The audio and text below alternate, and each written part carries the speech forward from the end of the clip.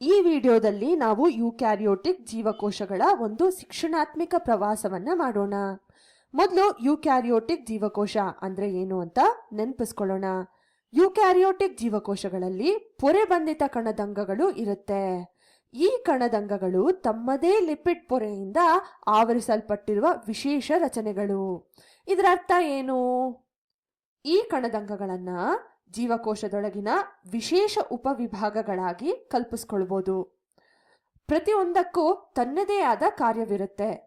ಇಲ್ಲಿ ಜೀವಕೋಶಗಳನ್ನ ಯುಕ್ಯಾರಿಯೋಟಿಕ್ ಮಾಡುವ ಕೆಲವು ಅಗತ್ಯ ಕಣದಂಗಗಳನ್ನ ಹೈಲೈಟ್ ಮಾಡೋಣ.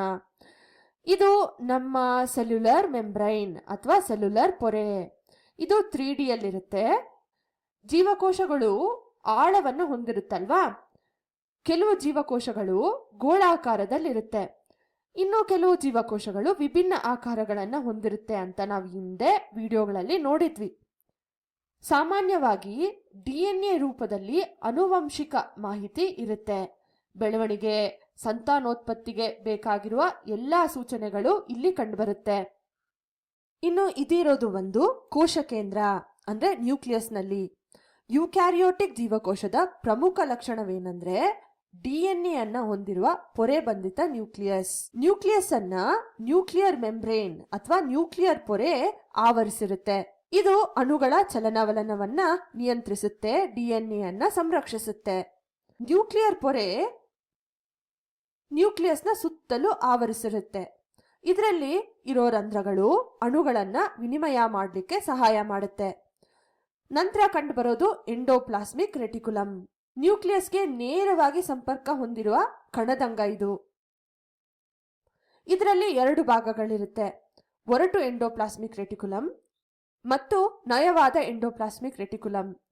ನಾವು ಇಂದಿನ ವಿಡಿಯೋಗಳಲ್ಲಿ ಹೇಳಿದಂತೆ ರೈಬೋಸೋಮ್ಗಳು mRNA ಇಂದ ಆನುವಂಶಿಕ ಮಾಹಿತಿಯನ್ನ ತೆಗೆದುಕೊಳ್ಳುತ್ತೆ. ಇದನ್ನ ಕ್ರಿಯಾತ್ಮಕ ಪ್ರೋಟೀನ್ ಆಗಿ ಪರಿವರ್ತಿಸಲಾಗುತ್ತೆ.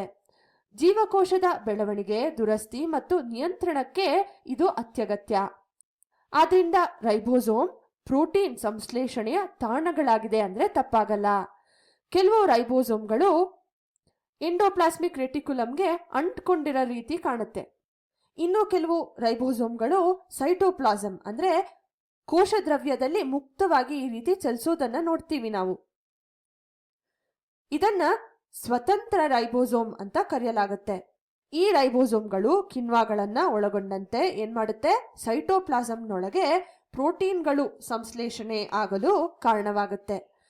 ಎಂಡೋಪ್ಲಾಸ್ಮಿಕ್ ರೆಟಿಕ್ಯುಲಮ್ನ ದೃಷ್ಟಿಯಲ್ಲಿ ಈ ರೈಬೋಸೋಮ್ಗಳನ್ನ ನಾವು ನೋಡಿದ್ರೆ, ಒಂದ್ ವೇಳೆ ಎಂಡೋಪ್ಲಾಸ್ಮಿಕ್ ರೆಟಿಕ್ಯುಲಮ್ಗೆ ಈ ರೈಬೋಸೋಮ್ಗಳು ಅಂಟ್ಕೊಂಡಂತೆ ಕಂಡ್ರೆ ಇದನ್ನ ಸೂಕ್ಷ್ಮ ದರ್ಶಕದಲ್ಲಿ ನೋಡಿದಾಗ ಇದು ಉಬ್ಬುಗಳಾಗಿ ಅಥವಾ ಒರಟಾಗಿ ಕಾಣುತ್ತೆ.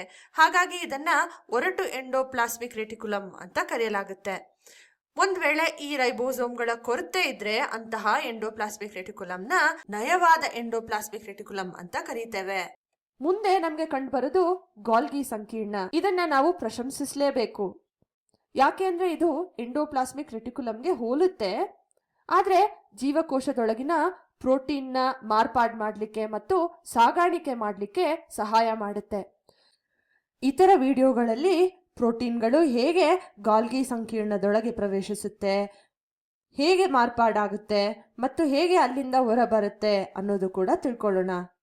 ಕೋಶ ಕೇಂದ್ರದ ಹೊರಗಿನ ಪ್ರಸಿದ್ಧ ಪೊರೆಬಂಧಿತ ಕಣದಂಗಗಳಲ್ಲಿ ಒಂದಾದ ಜೀವಕೋಶಗಳ ಪವರ್ ಹೌಸ್ ಅಂತ ಕರೆಯಲ್ಪಡುವ ಕಣದಂಗ ಯಾವುದು ಗೊತ್ತಾ? ಮೈಟೋಕಾಂಡ್ರಿಯಾ. ಮೈಟೋಕಾಂಡ್ರಿಯಾ ವಾಸ್ತವವಾಗಿ ತಮ್ಮದೇ ಆದ DNA ಅನ್ನ ಹೊಂದಿದೆ. ನಿಮ್ಮ ಎಲ್ಲಾ ಮೈಟೋಕಾಂಡ್ರಿಯಲ್ DNA ನಿಮ್ಮ ತಾಯಿಯಿಂದ ಬರುತ್ತೆ. ಮೈಟೋಕಾಂಡ್ರಿಯಾದಲ್ಲಿ ATP ಉತ್ಪತ್ತಿಯಾಗುತ್ತೆ. ಜೀವಕೋಶದ ಪವರ್ ಹೌಸ್ ಆಗಿ ಇದು ಕಾರ್ಯನಿರ್ವಹಿಸುತ್ತೆ, ಅಂದ್ರೆ ಶಕ್ತಿಯನ್ನು ಉತ್ಪಾದಿಸುತ್ತೆ.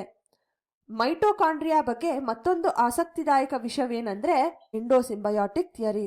ಇದರಲ್ಲಿ ಹೇಗೆ ಇವು ಸ್ವತಂತ್ರ ಜೀವಿಗಳಾಗಿದ್ವು, ನಂತರ ಜೀವಕೋಶದೊಳಗೆ ಜೀವಿಸ್ಲಿಕ್ಕೆ ಶುರು ಮಾಡಿದ್ವು, ಈ ಸಹಜೀವನದಲ್ಲಿ ವಾಸ ಪ್ರಾರಂಭ ಆದ ನಂತರ ಕಾಲಾನಂತರದಲ್ಲಿ ಅವು ಎಷ್ಟು ಸಹ ಅವಲಂಬಿತವಾದ್ವು ಅಂದ್ರೆ ಅವು ಒಟ್ಟಿಗೆ ಪುನರಾವರ್ತಿಸಲು ಪ್ರಾರಂಭಿಸಿದ್ವು.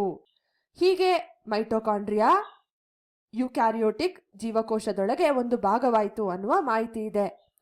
ಒಟ್ಟಾರೆ ಹೇಳೋದಾದ್ರೆ ಮೈಟೋಕಾಂಡ್ರಿಯಾ ಜೀವಕೋಶದ ಶಕ್ತಿ ನಿಲಯ, ಪವರ್ ಹೌಸ್. ಇಲ್ಲಿ ATP ಅಂದ್ರೆ ಶಕ್ತಿ ಉತ್ಪತ್ತಿ ಆಗುತ್ತೆ. ಇದರಲ್ಲಿ ತನ್ನದೇ ಆದ DNA ಇರುತ್ತೆ. ಇದು ನಮ್ಮ ತಾಯಿಯ ವಂಶ ಪಾರಂಪರೆಯಾಗಿ ಬಂದಂತಹ DNA ಆಗಿರುತ್ತೆ.